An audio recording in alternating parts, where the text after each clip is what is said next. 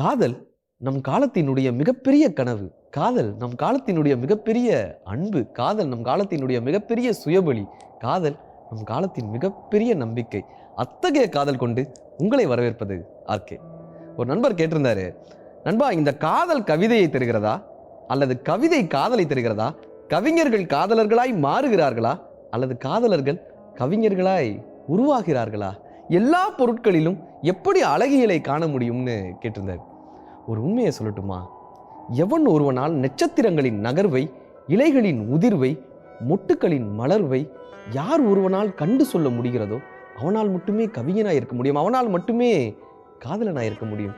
கவிஞர்கள் எல்லா பொருளையும் நேசித்து நேசித்தே காதலர்களாகிறார்கள். காதலர்கள் எல்லா பொழுதையும் காதலித்து காதலித்தே கவிஞர்களாகிறார்கள். அது ஒரு உயரமான கட்டடம். காதலனும் காதலியும் அந்த கட்டிடத்துக்கு போகிறாங்க. லிஃப்ட் வேலை செய்யல, எஸ்கலேட்டர் வேலை செய்யல. அவங்க மேல் மாடிக்கு போகணும். அந்த காதலன் சொல்கிறாரு, நான் உன்னை தூக்கி கொண்டே போகிறேன் அப்படின்றாரு. காதலி கேட்குறாரு, நான் உனக்கு கனமாக இருக்க மாட்டேன், நான் காதலில் கனமே தெரியாது என்பதை ரட்சகன்ற படத்தில் வைரமுத்து ஐயா எழுதியிருப்பாரு. அந்த காதலன் காதலியை தூக்கிட்டு மாடிப்படி ஏறுறாராம். அந்த காதலி கனமாவே இல்லையா, கையில் மிதக்கும் கடவாணி, கை கால் முளைத்த காற்றாணி, கையில் ஏந்தியும் கணக்கவில்லையே, நுரையால் செய்த சிலையாணி கேட்டிருப்பாருங்க. நிலவில் பொருட்கள் இடையிலக்கும், நீரில் பொருட்கள் இடையிலக்கும், காதலிலும் கூட பொருள் இடையிலக்கும், இன்று கண்டேனடி அதை கண்டு கொண்டேனடின்னு வைரமுத்தையா எழுதியிருப்பாருங்க. காதல்ல வழிகள் கூட கவிதையாகவே மாறும். அதனால தானே தபுசங்கர் சொன்னார், ஒரு வைரம் உருவாக பல நூற்றாண்டுகள் ஆகும். உன் தாய் மட்டும் எப்படி 10 மாதத்தில் ஒரு வைரத்தை உருவாக்கினார். என்னிடம் உன்னை ஒப்படைப்பதற்காகவே உன்னை உன் தாய் பெற்றிருக்கிறாள். நான் உன்னிடம் ஒப்படைப்பதற்காகவே என் மனதை நான் பெற்றிருக்கிறேன். இலைகள் காய்ந்து உதிர்ந்தால் கொடிகள் எல்லாம் பட்டுப்போய் உயிரற்று போகிறது. ஆனால் உன் உடைகள் காய்ந்தால் உயிரற்ற கொடியும் உயிர் பெறுகிறது. அன்று ஒரு நாள் காற்றில் உன் சேலை விளையாடி கொண்டிருந்தது. நீ இழுத்து பிடித்து சேலையை சொருகிக் கொண்டாய். நின்று விட்டது காற்று. சிந்திய பனித்துளி மீண்டும் மேகத்துக்குள் போவதில்லை.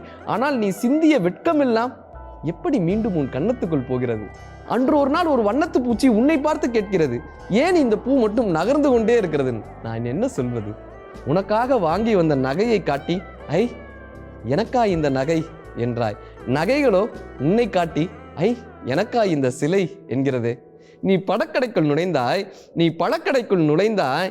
அங்க இருக்கக்கூடிய ஆப்பிள்களை பார்த்து, இது எந்த ஊர் ஆப்பிள் என்று கேட்டாய். அந்த ஆப்பிள்கள் எல்லாம் உன்னை காட்டி, இவள் எந்த ஊர் ஆப்பிள் என்று என்னை பார்த்து கேட்கிறது. நான் என்ன சொல்ல? இது எல்லாவற்றிற்கும் உச்சமா தபுசங்கர் சொல்லியிருப்பாரு. பூமியில் தண்ணீர் பாய்ந்து கொண்டிருந்தது. ஒரு இரும்பு குழாய் அதன் மீது பட்டபோது அந்த தண்ணீர் மிரண்டு போனது. மோட்டார் போட்டு அந்த தண்ணீரை மேலே உறிஞ்சிய போது அந்த தண்ணீர் மயங்கி போனது. விழித்து பார்த்து தான் ஒரு தொட்டியில் அடைபட்டிருப்பதை கண்டு அந்த தண்ணீர் கதறி கதறி அழுதது. விடிந்தும் விடியாத ஒரு அதிகாலை பொழுதில் நீ அந்த தண்ணீரில் நீராடினாய்.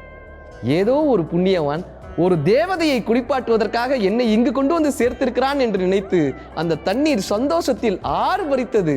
உன்னை விட்டு பிரிய மனமின்றி நீ வளர்க்கும் பூச்செடிகளுக்குள் பாய்ந்து அந்த பூக்களுள் தேனானதுன்னு அந்த கவிதையை முடிச்சிருப்பாருங்க.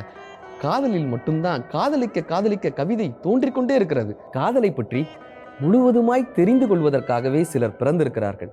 தெரிந்து கொண்ட பின் கவிஞர்களாகி விடுகிறார்கள். கவிதையை பற்றி முழுவதுமாய் தெரிந்து கொள்வதற்காகவே சிலர் பிறந்திருந்தார்கள். தெரிந்து கொண்ட பின் அவர்கள் காதலர்களாகிறார்கள். காதலின் இயல்பே காத்திருப்பதால் காத்திருங்கள், இன்னும் காதலிப்போம்.